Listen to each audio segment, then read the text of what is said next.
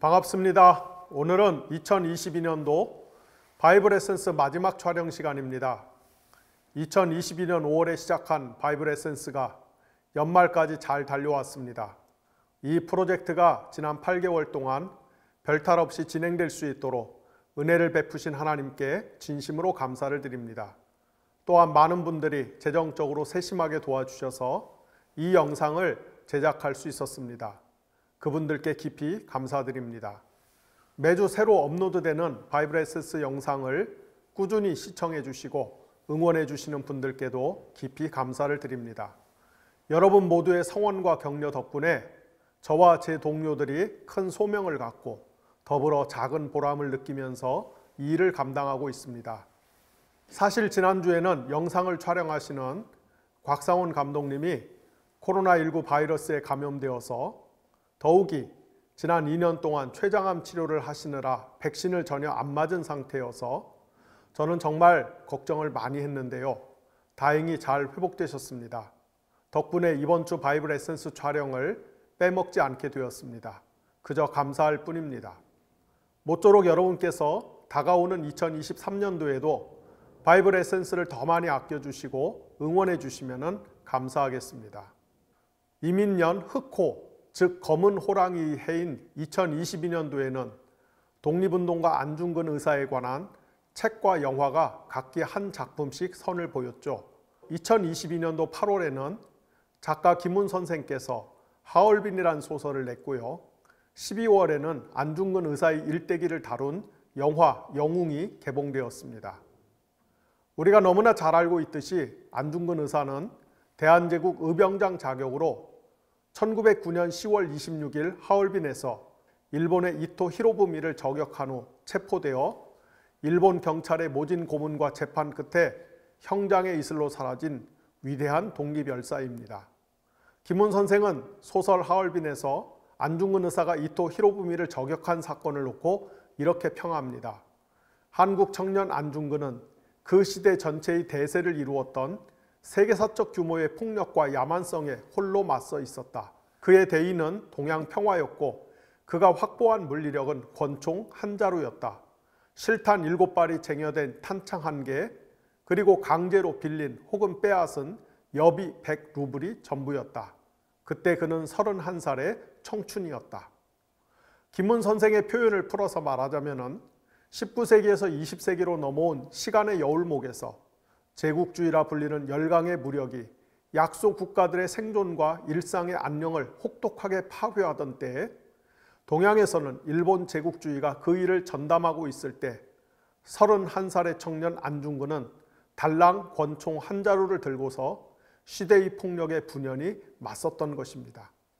한편 최근 개봉한 영화 영웅은 안중근 의사의 일대기를 뮤지컬 형식을 빌려 영화화한 것으로 주목을 받고 있습니다. 그런데 솔직히 제 눈길을 끄는 것은 이 영화의 제목이 영웅이라는 것입니다. 우리 민족 입장에서는 당연히 안중근 의사가 영웅입니다.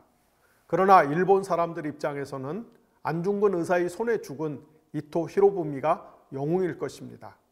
이토 히로부미라고 하는 걸세출의 영웅이 없었다면 일본은 메이지 유신을 성공한 다음 근대화의 열차에 재빠르게 승차할 수 없었을 것이고, 그렇다면 그 이후 일본이 동아시아의 초강대국으로 군림하면서 아시아 전체를 피로 물들이는 일도 일어나지 않았을 것입니다. 일본이 아시아의 맹주를 넘어서 20세기 초반 미국에 맞서는 군사대국으로 성장할 수 있는 초석을 놓은 인물이 바로 이토 히로부미입니다. 그리고 그런 일본의 영웅을 쓰러뜨린 이가 바로 안중근 의사인 것입니다. 따라서 영화 영웅은 어떤 면에서는 한국의 영웅 대 일본의 영웅에 관한 이야기라고 볼 수도 있겠습니다. 또한 그것은 어쩌면 오늘 우리가 중점적으로 살펴볼 주인공인 다윗과 그 다윗이 역사의 무대에 등장하는 계기를 던져준 골리앗의 대결에 비견하는 이야기일 수 있을지도 모르겠습니다. 그렇습니다. 100년 전 한국 대 일본의 대결은 누가 봐도 다윗과 골리앗의 대결과 같은 싸움이었습니다. 한국은 모든 면에서 일본의 상대가 안 되었습니다. 그런데 그때로부터 110년이 조금 더 지난 오늘날 한국이 일본을 상당한 영역에서 따라잡거나 역전한 것을 100년 전 만주벌판과 연해주에서 혹독한 굶주림과 추위를 견디면서 일본 제국주의에 맞서 싸우던 우리 조상들이 보면은 너무나 감개무량할 것이 분명합니다. 사사시대 이스라엘의 처지는 100년 전 나라의 주권을 잃고 압박과 서름에 시달리던 우리 조상들의 형편과 크게 다를 바가 없었습니다. 하나님의 은혜로 가나안 땅에 기적같이 입성했지만은 그러나 하나님과 맺은 언약을 파기하고 우상을 숭배하며 빠르게 가나안화 되었던 이스라엘은 3세기에 이르는 기간 동안 주변 민족들의 놀이개로 전락하여 압제와 수탈이 일상화된 삶을 살아야만 했습니다.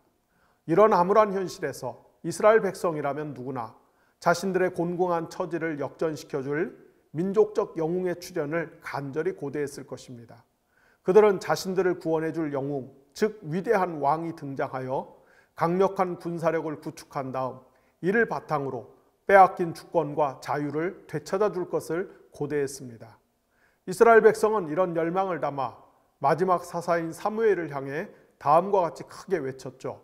우리에게도 왕이 필요합니다. 부디 왕을 주십시오. 이스라엘 백성의 열망을 충족시켜줄 첫 번째 영웅으로 낙점된 인물은 베냐민 지파 출신의 사울이었습니다. 우리는 성경에서 베냐민 지파 출신의 두 명의 사울을 보게 됩니다. 하나는 이스라엘의 초대왕으로 뽑힌 사울이고요.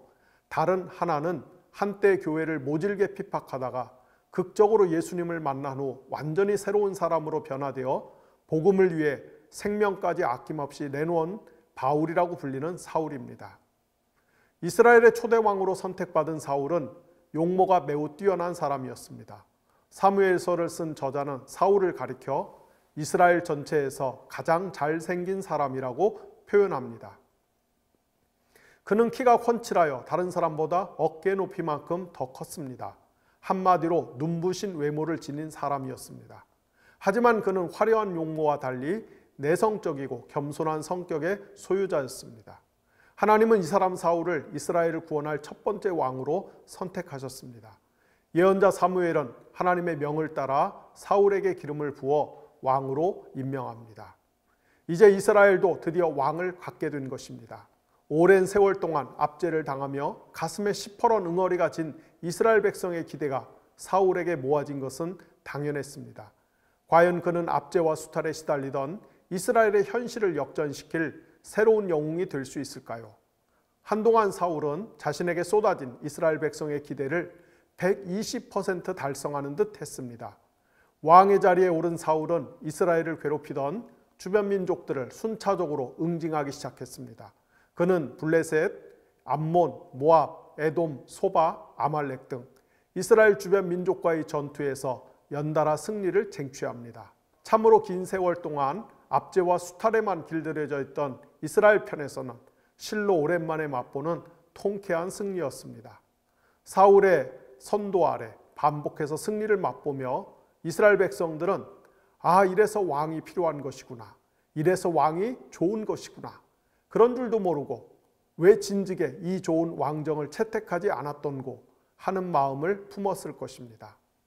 헌데 몇 차례의 전투에서 연전연승하는 기분에 도취하여 부지런히 노를 저어 앞으로 나아가기만 급급했던 사울의 배는 그러나 선장인 사울이 모르는 사이에 물이 스며들고 있었습니다. 만약 이 상황을 그대로 방치했다가는 필경 어느 순간 배가 침몰할 것입니다. 그리고 사울이 키를 잡고 있던 배는 실제로 그렇게 되었습니다. 첫 번째 위기는 블레셋과의 싸움을 앞두고 일어납니다. 블레셋과의 전투를 앞두고서 하나님께 먼저 제사를 드린 다음 전쟁터로 향하려 했던 사울은 계획한 시간에 예언자 사무엘이 도착하지 않자 조급한 마음에 그만 자신이 직접 희생제사를 주관하고야 맙니다. 하지만 사울이 주제와 본분을 넘어서 희생제사를 주관한 것에 화가 난 하나님께서는 예언자 사무엘을 통해 사울의 왕위를 다른 사람에게 넘겨줄 것이라고 선언하십니다. 사울이 왕의 자리에서 해고되는 결정적 사건은 아말렉과의 싸움 과정에서 벌어집니다. 하나님께서는 사울에게 아말렉과의 전쟁에서 승리한 다음에는 반드시 철저한 헤렘, 즉 진멸을 행할 것을 명하셨지만은 사울은 막상 전투에서 이기자 모든 것을 멸하는 대신에 좋은 전리품을 따로 챙기는 편법을 씁니다.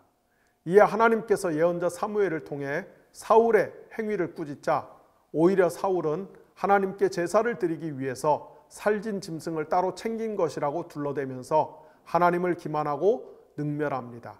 그러자 하나님은 예언자의 입을 통해서 하나님의 말씀에 순종하는 것이 제사를 드리는 것보다 더 낫다라고 반박하시며 사울이 하나님의 말씀을 청종하는 것보다 양과 소의 울음소리를 듣는 것을 더 좋아했기 때문에 그를 왕의 자리에서 해임시킨다고 선언하십니다. 각종 전투에서 연전연승하며 이스라엘 백성의 안위를 도모하고 국가적 위상을 높였던 영웅 사울이 그러나 왕의 자리에서 해고된 근본 이유는 그가 신정체제 안에서의 왕정이라고 하는 하나님의 통치 원리를 무시하고 거부했기 때문입니다. 지난 시간에 말씀드렸듯이 이스라엘의 정치체제는 기타 국가의 통치 원리와는 전혀 다른 성격을 띠고 있습니다. 지구상에 존재하는 수많은 민족 가운데 유일하게 하나님의 거룩한 제사장 민족으로 선택된 이스라엘의 참된 왕은 오직 야훼 하나님 한 분뿐이십니다. 이스라엘에는 다른 왕이 존재할 수가 없습니다.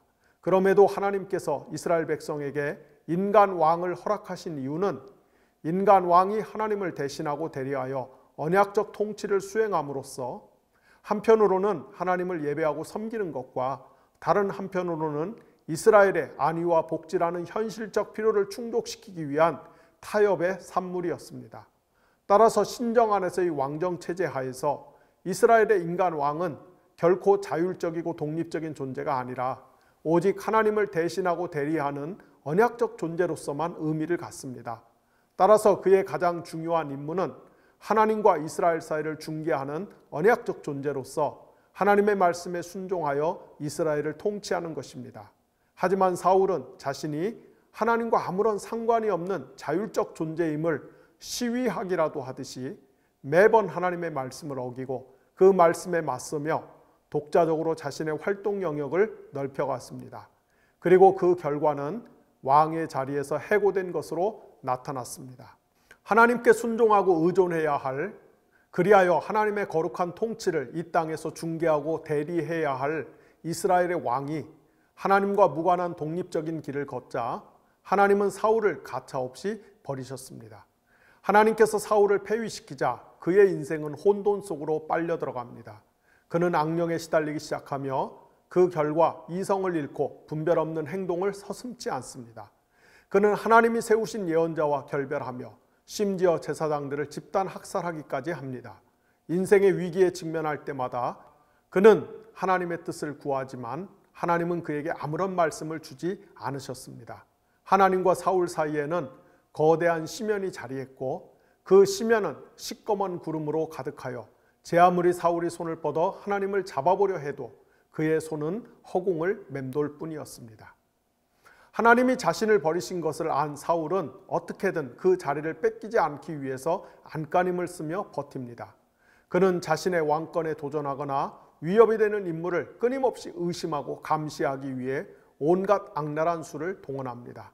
심지어 그는 자신의 왕권에 위협이 된다고 판단이 되면은 자녀나 사위마저도 얼마든지 제거할 수 있는 인물로 돌변한 지 오래입니다. 사실 피라미드 체제란 정원의 옥상에 핀 화려한 꽃처럼 보이는 권력이라고 하는 것은 본시 이런 것입니다. 그것은 멀리서 보면은 너무나도 아름답고 화려해서 어떻게든 소유하고 싶지만은 정작 그것을 손에 쥔 순간부터는 그 자리를 지키기 위해서 악마와 독점 계약을 맺고 단골 거래를 해야 하는 아찔하고 위험천만한 자리입니다. 실제로 인류 역사상 권력이란 것이 얼마나 많은 사람을 악마의 술로 유혹하여 파멸의 길에 빠지게 하지 않았습니까? 영화 초안지 천하대전은 2011년에 홍콩에서 제작된 것으로 중국의 역사 소설인 초안지 혹은 초한연의를 각색한 작품입니다. 중국 진나라 말기에 초나라의 항우와 한나라의 유방은 천하의 지배권을 놓고 살벌한 대결을 펼치는데요. 이 싸움에서 유방이 최종 승자가 됩니다.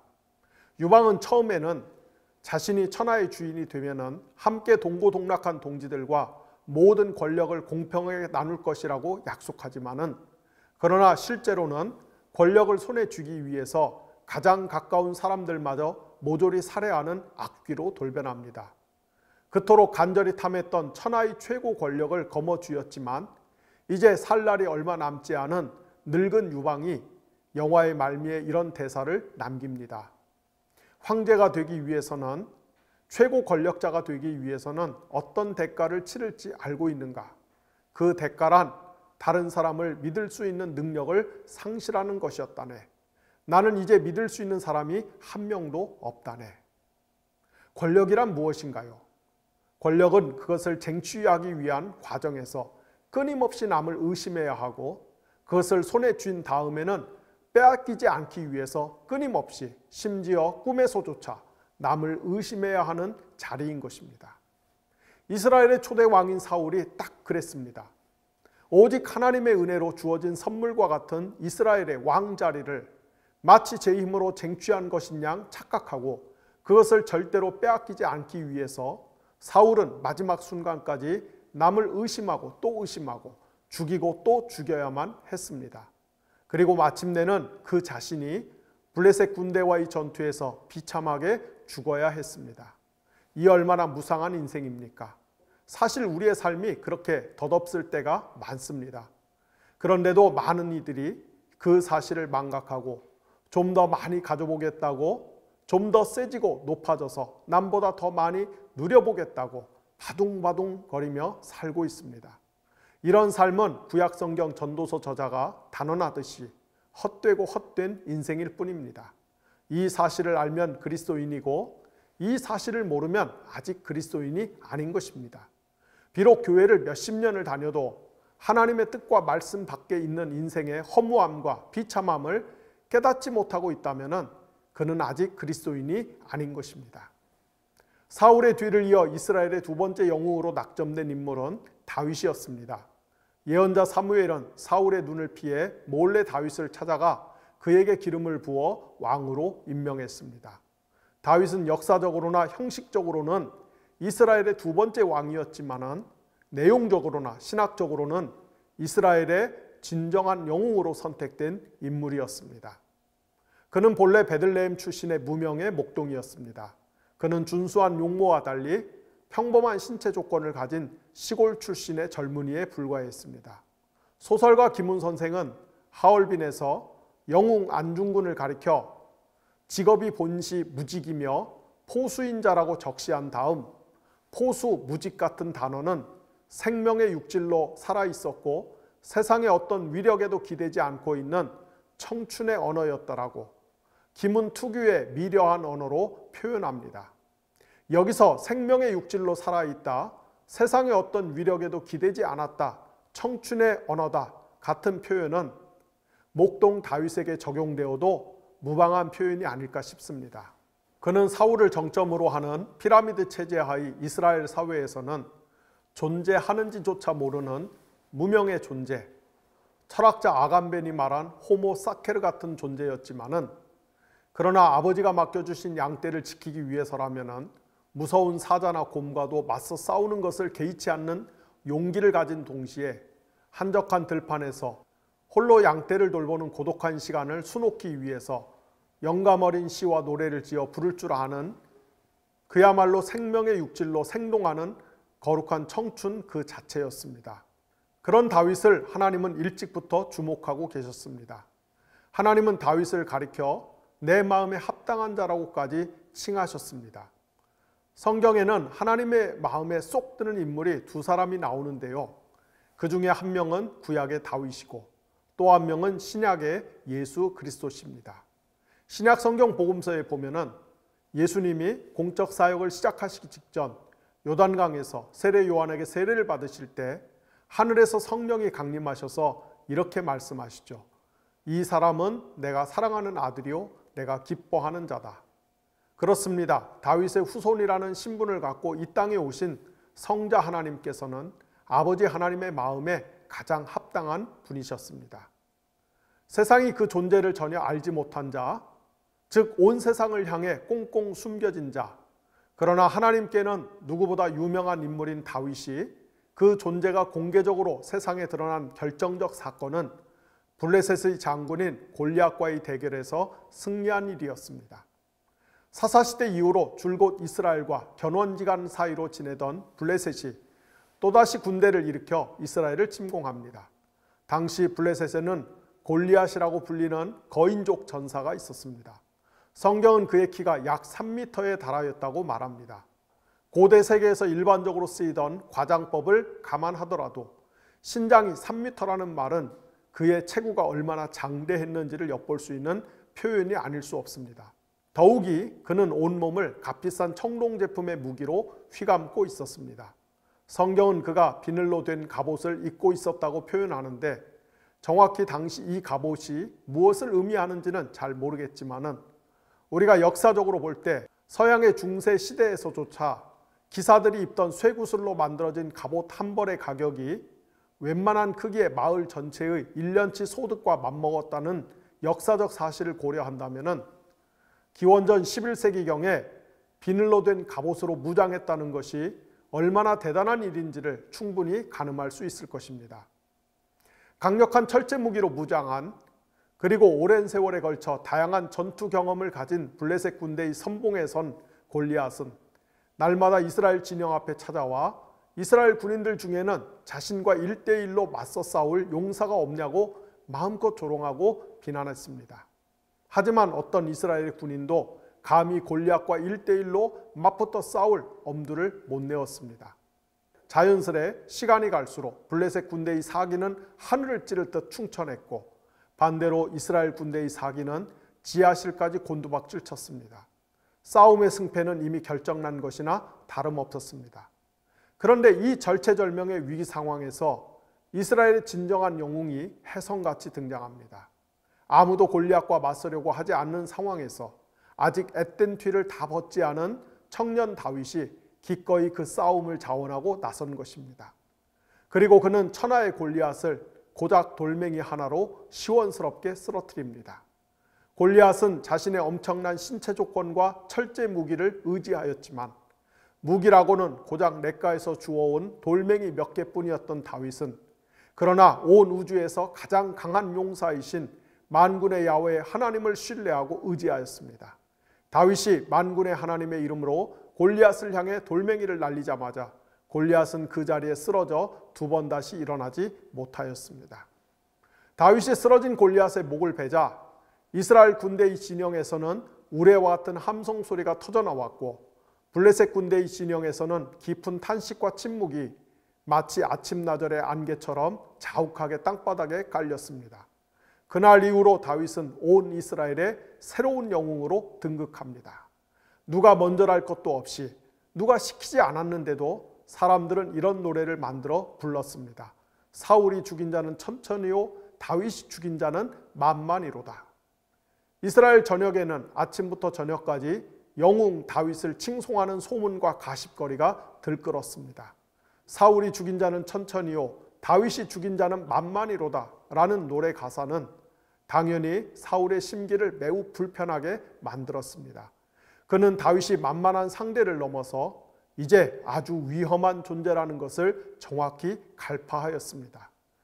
하늘에 두 개의 태양이 존재할 수 없는 것처럼 한 나라에 두 명의 왕이 있을 수 없다는 것은 이것은 만고불변의 진실입니다. 부득이 다윗은 사울의 살기와 칼날을 피해 광야로 도망칠 수밖에 없었습니다. 다윗이 베들레헴 남서쪽에 위치한 아둘람에 은신했다는 소문이 퍼지자 사방에서 사람들이 그에게로 몰려들었습니다. 그들은 모두 집 없는 떠돌이, 가족과 이웃에게 버림받은 불황자, 경제적으로 파산난 자, 주인에게서 도망친 노예들이었습니다. 즉 피라미드 체제의 가장 밑바닥에서 겨우 숨만 붙은 채 힘겹게 살고 있는 인생의 실패작들이었고 그 숫자가 대략 400명이었습니다. 하지만 다윗은 그들을 거부하거나 냉대하지 않고 옛날 자신이 목동 시절에 돌봤던 양떼처럼 성심껏 챙깁니다. 적어도 다윗의 공동체 안에서만큼은 사람 위에 사람 없고 사람 아래 사람 없는 낙원의 모습이 재현되었습니다. 권력의 눈이 먼 그 결과 악령에 사로잡힌 사울은 정적 다윗을 잡아 죽이려고 백방으로 시도했지만은 그러나 도무지 다윗의 털끝 하나도 건드릴 수가 없었습니다. 왜냐하면 다윗은 늘 하나님과 동행하는 가운데 하나님께서 알려주시는 방법대로 미리 움직이면서 사울에 습격해 대비했기 때문입니다. 사울이 왕이 된 후 하나님과 상관없이 독자적이고 자율적으로 행동했던 것과 대조적으로 다윗은 아주 사소한 것 하나까지도 늘 하나님께 여쭙고 제가를 받은 다음 행동합니다. 다윗을 향한 사울의 질투와 증오가 시간이 갈수록 눈덩이처럼 불어나는 것과 달리 그런 사울을 향한 다윗의 연민과 긍휼한 마음은 외려 시간이 갈수록 더 깊어집니다. 다윗의 내면에 임재하신 하나님의 영은 그가 자기 원수를 증오하는 마음을 품는 것을 용인하지 않으셨습니다. 실제로 다윗은 사울을 죽일 수 있는 결정적인 기회를 2번이나 맞았지만 오히려 그때마다 다윗은 하나님이 기름을 부어 세우신 왕을 감히 자기가 나서서 심판할 수 없다며 사울을 살려줍니다. 확실히 이 사람 다윗은 하나님의 언약적 대리인으로서 이스라엘을 통치할 왕이 지녀야 할 가장 중요한 자질인 공평과 긍휼한 마음을 소유한 사람이었습니다. 이런 다윗의 모습을 잘 보여주는 사례가 아말렉과의 싸움에서 승리한 후 전리품을 공평하게 나눈 일입니다. 시글락에 본거지를 둔 다윗의 공동체가 다윗과 부하들이 먼 곳으로 출타 중인 때에 아말렉 부족의 습격을 받아 초토화되었습니다. 아말렉 사람들은 시글락을 불태우고 여자와 어린아이 그리고 모든 가축을 모조리 잡아갑니다. 뒤늦게 이 사실을 안 다윗은 부하들을 이끌고 한참 동안 아말렉 사람들을 쫓아가 그들에게 빼앗겼던 사람과 재산을 모두 되찾아옵니다. 그리고 그 싸움에서 얻은 전리품을 전투에 직접 참전한 사람뿐 아니라 뒤에 남아있던 사람들에게도 공평하게 나눠줍니다. 그러자 전투에 직접 참여했던 부하들이 전리품을 이런 식으로 배분하는 것은 공정하지 못한 처사라고 노골적으로 불평을 터뜨립니다. 하지만 다윗은 모든 전리품을 공동체에 속한 사람이 공평하게 나누는 것이 자신의 리더십 원리라며 부하들의 불평을 일축하였고, 이때 세운 분배의 원리는 훗날 다윗이 정식으로 이스라엘의 왕이 된 이후에도 국가의 중요한 통치 이념과 원리로 자리를 잡습니다. 앞서도 말씀을 드렸듯이 다윗은 하나님의 마음에 합당한 자였습니다. 그렇다면 도대체 어떤 면에서 하나님은 다윗을 마음에 흡족하게 여기신 것일까요? 확실히 다윗은 장점이 많은 사람이었습니다. 그는 장대한 골리앗과 맞서 싸울 때에도 하나님을 전적으로 의지할 줄 아는 믿음의 사람이었고, 아름다운 시와 노래로 하나님을 찬양할 줄 아는 천재적인 영감의 사람이었으며, 자신이 맡은 양떼를 사수하기 위해서라면 목숨을 걸고 싸울 줄 아는 책임감을 지닌 인물이었습니다. 더욱이 그는 자신의 원수 사울을 목전에서 과감히 용서하고 살려줄 수 있는 관용의 정신을 가진 사람이기도 했습니다. 하지만 저는 개인적으로 다윗이 보여주는 가장 위대한 특성은 그가 힘과 재산의 위계질서가 분명한 피라미드 체제를 거부하고 오히려 자신의 동지들과 경제적, 사회적으로 공정하고 공평한 공동체를 지향하는 삶을 살았다는 데 있다고 생각을 합니다. 그가 아둘람에서 세상의 피라미드 체제의 가장 맨 밑바닥에 존재하는 버려진 사람들을 가족처럼 애정을 갖고 돌본 것이나 아말렉과의 싸움에서 얻은 전리품을 공정하게 나눈 모습이 이를 웅변적으로 반영합니다. 이런 다윗의 모습은 하나님께서 이집트의 엄혹한 피라미드 체제에서 히브리 노예들을 구출하여 광야에서 만나로 공평하게 먹이신 것과 훗날 그들을 가나안 땅에 들여보내시면서 땅을 공평하게 분배하신 모습과 정확히 일치하는 것입니다. 즉 다윗은 하나님의 백성이 하나님의 성전인 가나안 땅에서 어떤 정치적, 사회적, 경제적 실체를 구현하며 살아가야 하는지를, 곧 사회적 약자들이 각별한 보호를 받는 가운데 모든 사람이 더불어 잘 사는 사회를 만드는 것이 하나님의 뜻임을 자기가 이끄는 공동체 안에서 구현했던 인물인 것입니다. 우리가 구약성경 사무엘서에 나오는 다윗의 생애를 읽어보면 그는 일평생 딱 한 번 금식을 합니다. 다음 시간에 살펴보겠지만은 다윗은 훗날 밧세바와의 사이에서 저지른 불륜의 결과로 태어난 아이가 병들어 죽게 되었을 때 금식을 하면서까지 어떻게든 아이를 살려보려고 했으나 결국 뜻을 이루지 못했습니다. 그 외에 다윗의 인생은 금식과는 거리가 멀었다고 말해도 과언이 아닐 것입니다. 하지만 우리가 이사야서 58장에 나오는 다음과 같은 말씀에 비춰서 왕이 되기 이전에 그의 삶은 금식으로 충만한 삶이었다라고 해도 큰 무리가 없다라고 보입니다. 내가 기뻐하는 금식은 부당한 결박을 풀어주는 것, 멍에의 줄을 끌어주는 것, 압제받는 사람을 놓아주는 것, 모든 멍에를 꺾여버리는 것, 바로 이런 것들이 아니냐. 또한 굶주린 사람에게 너의 먹거리를 나누어 주는 것, 떠도는 불쌍한 사람을 집에 맞아들이는 것이 아니겠느냐. 헐벗은 사람을 보았을 때 그에게 옷을 입혀주는 것, 너의 고륙을 피하여 숨지 않은 것이 아니겠느냐. 여기 보면은 하나님이 진정으로 기뻐하는 금식은 단순히 밥을 굶는 것이 아니라 사회적 약자를 적극적으로 보호하고 돌보는 것이라는 점을 알 수가 있습니다. 너무나 많은 그리스도인이 이 명백한 말씀을 고의로 오해하거나 곡해하여 마치 굶으면서 하나님께 생떼 부리듯이 기도하는 것이 자신의 삶을 올가매고 있는 결박을 푸는 강력한 영적 행위라고 믿고 있는데요. 이 성경 말씀은 절대로 그런 뜻이 아니죠. 오히려 다른 사람의 궁벽한 처지를 불쌍히 여기고 최선을 다해 돕는 것이야말로 하나님이 기뻐하시는 금식이라고 분명히 말씀하고 있습니다. 따라서 우리가 애써 밥을 굶어가면서까지 우리 자신의 욕망을 거머쥐기 위해 하나님 앞에서 몸부림치는 기도를 할 것이 아니라 오히려 밥을 열심히 먹어가며 힘을 내서 어려운 사람을 돕는 것이 더 올바른 성경적 경건의 행위라는 점을 꼭 기억했으면 좋겠습니다. 그리고 이런 점에서 다윗이 당시 사회적으로 버림받은 사람들과 평등한 공동체를 이루어 살면서 공평과 정의를 실천한 것은 그야말로 금식으로 가득 찬 삶을 산 것과 동등한 의미를 지녔다고 봐도 무방할 것입니다. 저는 다윗의 생애를 논할 때 이 점이 결코 간과되어서는 안 된다고 생각합니다. 하나님은 그런 다윗에게 기꺼이 자기 백성 이스라엘을 맡기셨습니다. 그는 자신을 지독하게 괴롭혔던 사울이 죽은 후 오히려 정중하게 장례를 치러줬고, 사울을 따랐던 북이스라엘 10지파와의 사이에 벌어진 7년 6개월간의 내전이 끝난 다음에 통일 왕국을 출범하면서는 광범위한 탕평책을 펴서 이스라엘 12지파에 속한 인재들을 골고루 등용하는 용인수를 펼쳤습니다. 그가 이스라엘을 다스리는 동안 왕국은 빠르게 안정되었으며 그 기세를 몰아 다윗은 주변 민족을 굴복시켜 영토를 크게 확장하는 데 전념하였습니다. 그 결과 다윗의 치세기간 동안 이스라엘의 사방에 자리한 나라들이 모두 다윗에게 굴복하였고, 다윗은 하나님이 창세기에서 아브라함에게 약속하셨던 크기의 영토를 확보하는 데 성공함으로써 먼 옛날 이스라엘의 족장들에게 주어졌던 땅의 약속을 성취합니다. 마침내 이스라엘의 태평생대가 찾아왔습니다.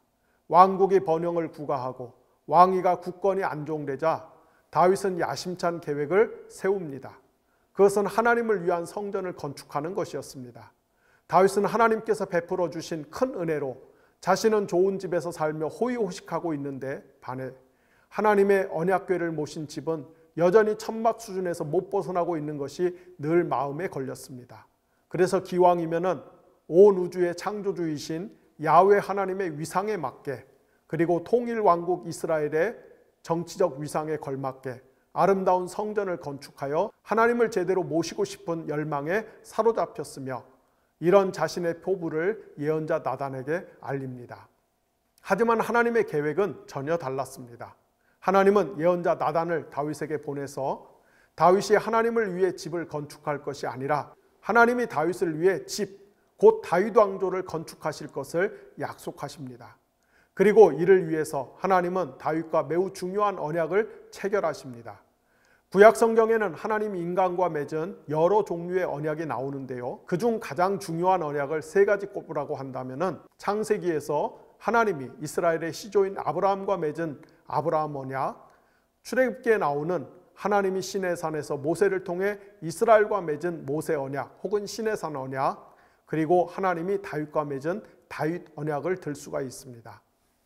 하나님이 창세기에서 아브라함과 맺은 언약을 통해 장차 이스라엘 백성을 창조하시고 그들에게 땅을 주실 것을 확약하셨다면, 출애굽기에서 체결된 모세 언약을 통해서는 이스라엘이 약속의 땅에 들어간 후 어떻게 거룩하게 살 수 있는지, 그 결과 하나님의 임재 안에서 계속하여 안전하고 행복하게 사는 방법을 가르쳐 주셨다고 할 수가 있습니다.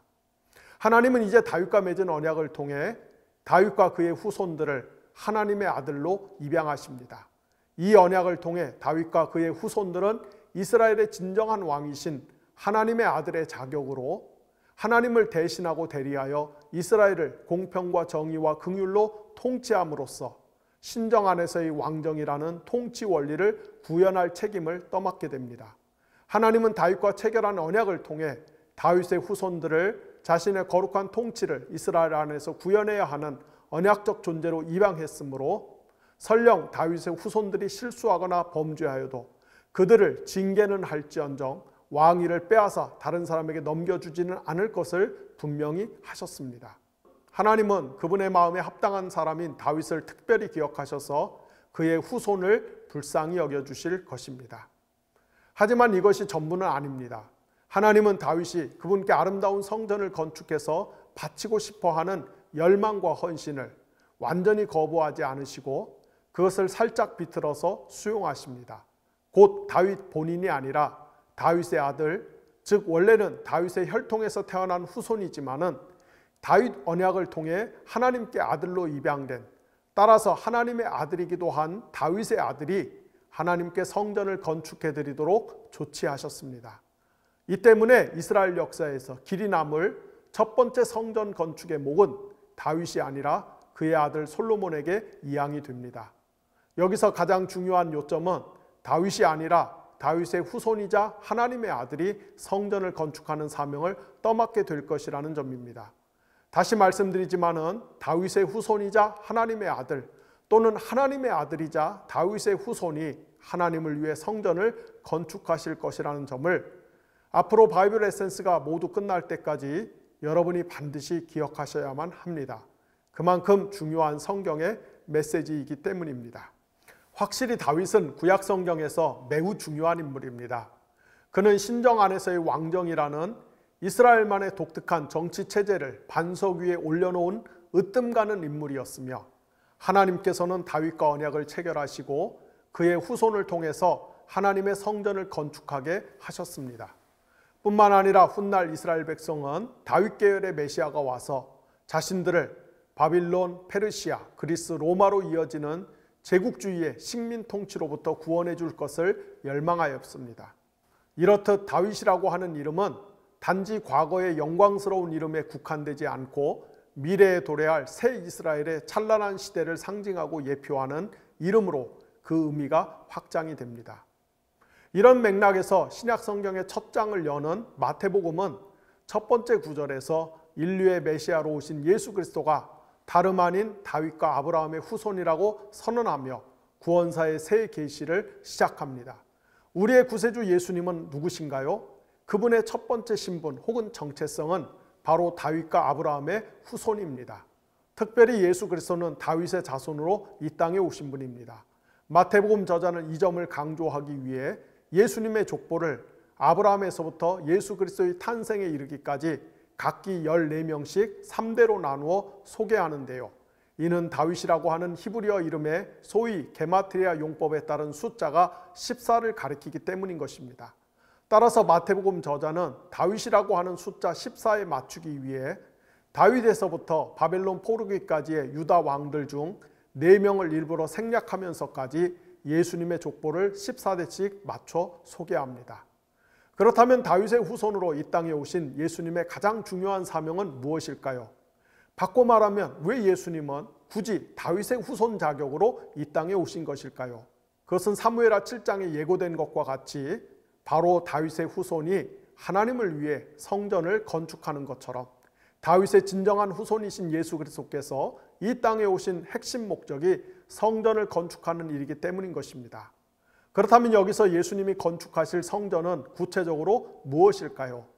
우리가 이를 알려면 마태복음 1장 1절이 선언하듯이 예수님이 다윗의 후손일 뿐 아니라 또한 아브라함의 후손이라는 사실에 주목해야만 합니다. 아브라함은 구약 성경에서 하나님의 첫 번째 백성 곧 이스라엘을 창시한 시조이죠. 하나님은 아브라함을 통해 장차 이스라엘이라 불리게 되는 하나님의 백성을 이 땅에 출현하도록 만드셨습니다. 하나님의 첫 번째 백성인 이스라엘은 아브라함과 이삭과 야곱의 후손입니다. 하지만 구약 성경에 나오는 이스라엘은 부패했습니다. 그들은 하나님과의 언약을 저버리고 하나님이 원치 않은 길로 갔습니다. 따라서 하나님은 구약의 이스라엘과 다른 새로운 하나님의 백성, 곧 새 이스라엘을 창조하시기로 결정하십니다. 그 새로운 하나님의 백성은 어떻게 만들어지는가요? 바로 예수 그리스도의 십자가의 죽음과 부활을 통해 창조될 것입니다. 이 땅에 오신 진정한 성전으로서 예수 그리스도는 십자가의 죽음을 통해 영원한 희생제사를 하나님께 바친 후 부활하시고 승천하신 다음 하나님의 보좌 우편에 등극하시고 성령을 이 땅에 파송하셔서 그 성령을 받은 사람들을 새로운 하나님의 백성으로 만드실 것입니다. 십자가에서 죽고 부활하신 예수 그리스도가 보낸 성령을 받은 사람들은 성령의 사람 또는 새로운 성전, 곧 구약시대처럼 돌로 만든 성전이 아니라 살아 움직이는 인간 성전이 될 것입니다. 이렇게 다윗의 후손이자 아브라함의 후손으로서 예수 그리스도는 살아있는 성전으로 불리는 새로운 하나님의 백성, 곧 새 이스라엘을 만드실 분입니다. 그것이 예수 그리스도가 이 땅에 오신 목적인 것입니다. 마태복음 1장 1절은 신약 성경을 여는 첫 번째 구절에서 이 점을 명확히 합니다. 이렇듯 삼위일체 하나님의 영원한 성자이신 예수께서 사람의 몸을 입고 이 땅에 오신 가장 중요한 이유가 그분이 다윗의 후손으로서 하나님의 새로운 성전을 건축하는 사명을 수행하는 데 있었기 때문에 신약 성경의 저자들은 반복해서 예수가 다윗의 후손이라는 점을 애써 강조하는 것입니다. 마태복음 9장 27절에서 31절에 보면은 예수님이 2명의 맹인을 고쳐주시는 장면이 나오는데요. 여기서 예수는 다윗의 후손의 자격으로 맹인의 눈을 뜨게 하십니다. 마태복음 12장 22절에서 33절에 보면은 예수께서 귀신이 들려 눈이 멀고 말 못하는 사람을 고쳐주시자 이를 지켜본 사람들이 깜짝 놀라며 이는 다윗의 자손이 아니냐라고 반문하는 장면이 소개되고 있습니다. 마태복음 15장 21절에서 28절에는 한 가나안 여인이 예수님을 찾아와 귀신에 사로잡힌 자기 딸을 고쳐달라고 애원하면서 주님, 다윗의 자손이여 나를 불쌍히 여기소서라고 부르짖는 장면이 나옵니다.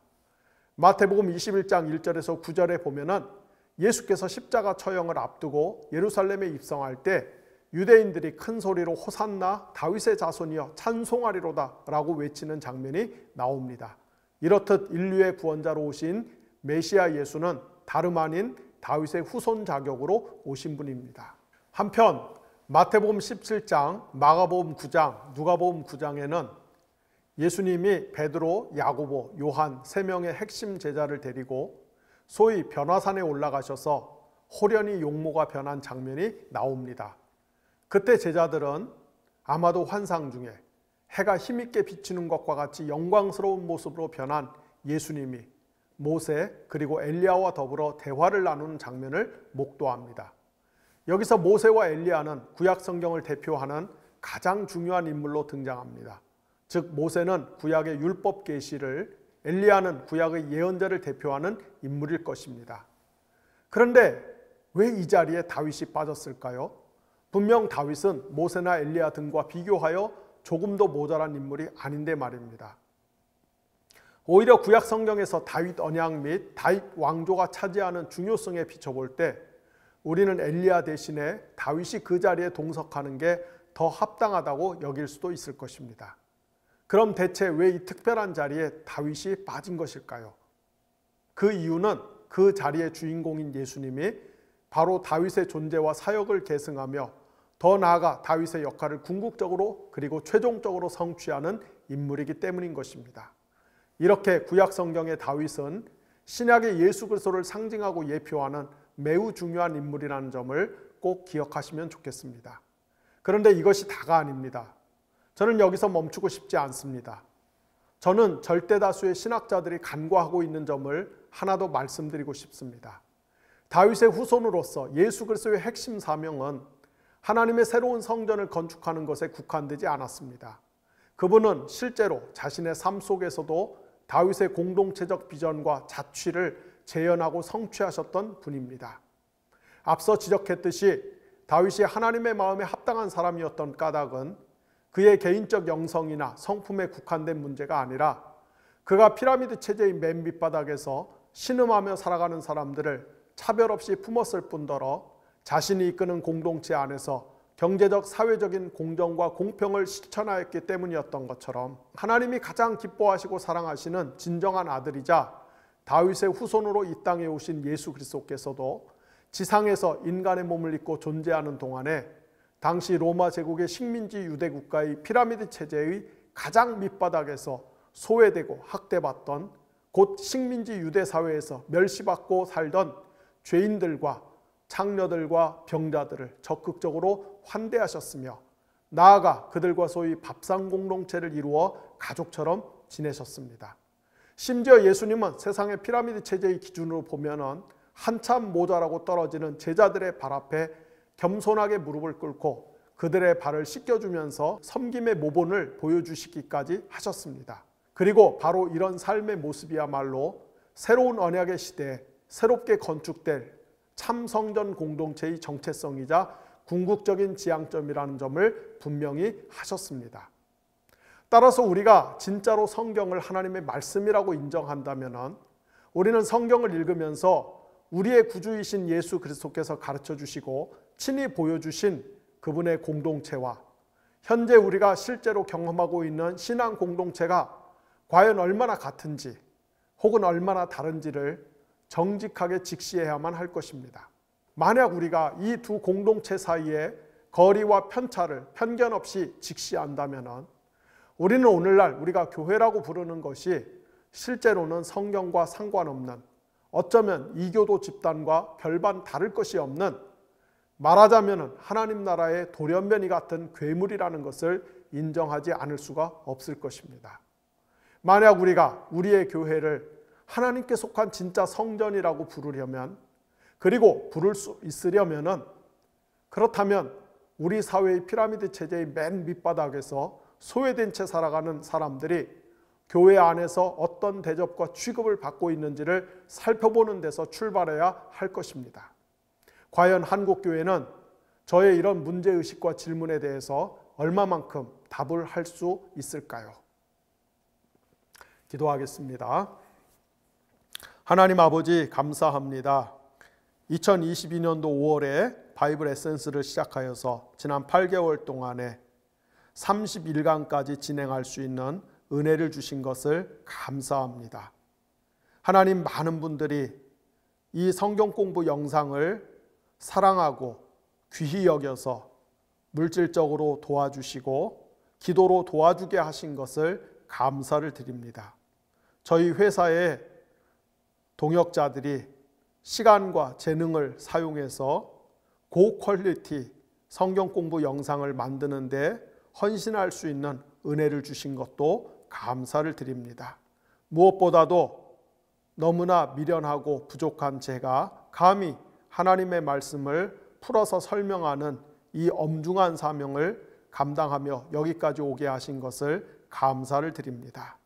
하나님, 오늘 바이블 에센스 강의를 통해서 다윗이 하나님의 마음에 합당한 사람으로서 그리고 성전을 건축하는 예비 작업을 해야 될 사람으로서 하나님 그 사회의 가장 밑바닥에 있는 사람들을 그가 목자가 양떼를 돌보듯이 성심성의껏 돌봤으며 또한 그가 경제적으로나 사회적으로나 공평과 공정을 실천하기 위해서 애를 썼고 이 다윗이 하나의 예표가 되고 상징이 되어서 그의 후손으로 오신 예수 그리스도께서는 마침내 그 시대의 사회의 가장 밑바닥에 있는 병자들, 창기들, 세리들, 죄인들이라고 불리는 사람들을 한 가족처럼 품어주심으로 인하여서 천국이 임하면은 하나님의 나라가 임하면은 이 세상의 가치와 질서를 근본적으로 뒤집어 엎고 새로운 우주적 질서, 새로운 구원의 질서, 새하늘과 새 땅의 질서를 세우신다는 사실을 저희가 오늘 배우게 하신 것을 감사를 드립니다. 또한 그것이 하나님이 기뻐하시는 금식의 정신이고 금식의 본질임을 다시 한번 확인할 수 있게 해주심을 감사를 드립니다.